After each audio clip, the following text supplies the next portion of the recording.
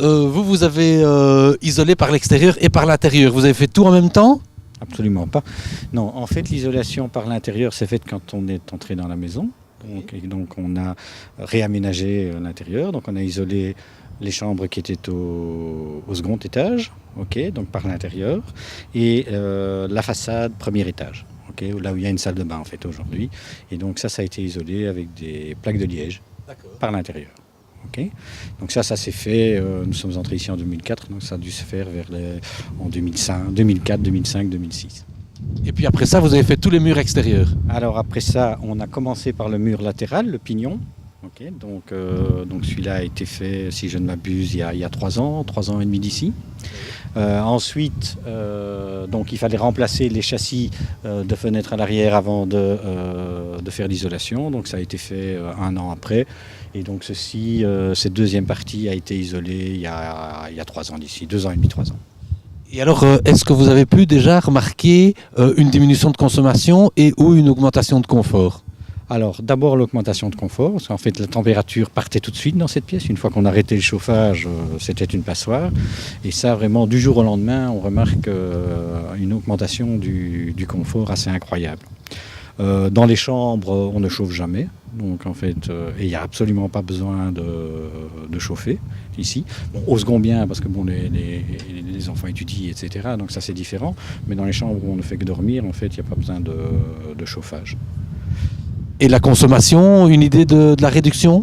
Donc la consommation a été réduite à peu près, c'est difficile à dire, donc je dirais 20%, quelque chose comme ça, quoi. Donc, c'est ce qui ressort en fait de mes analyses, mais comme mes relevés n'étaient pas d'une précision extrême, ça rend un peu l'exercice difficile. Et pour vos voisins, vos amis, vous conseilleriez? Oui, non, ça certainement, à partir du moment où c'est possible.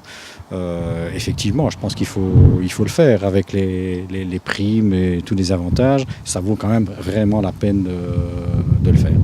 Et vous avez l'impression qu'on peut rentabiliser l'investissement en combien de temps? Mais je pense que la rentabilité de l'investissement, je pense, j'ai aucune idée, ça doit se faire, si on imagine un gain de 20%, ça doit se faire entre 5-7 ans, quelque chose comme ça. Si on retire les primes, c'est même plus rapide. Je pense que c'est clair que ça doit être en 4 ans, à mon avis, on doit rentabiliser plus ou moins cet investissement.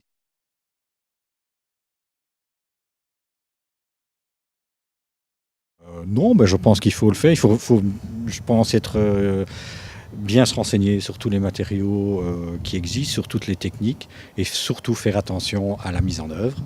Donc c'est trop facile de laisser des ponts thermiques à gauche, à droite, de ne pas respecter les normes en matière de contact avec les zones humides, etc.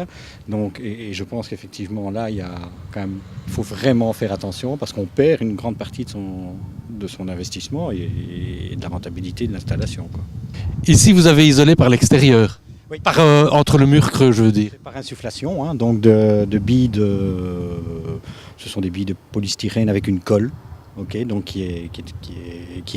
les deux produits sont injectés au même moment. Et donc voilà les trous, ici. Donc ça a été fait vraiment très récemment. Ça a été fait mi-décembre. Et comme je disais, donc du jour au lendemain, on a senti une différence de confort invraisemblable. Et ceci, c'est plus cher ou moins cher? Non, ceci c'est moins cher. Donc ceci c'est de l'ordre de 25 € le mètre carré. Et il y a aussi des primes, vous avez demandé? Il y a aussi des primes du même ordre que les primes pour l'isolation traditionnelle.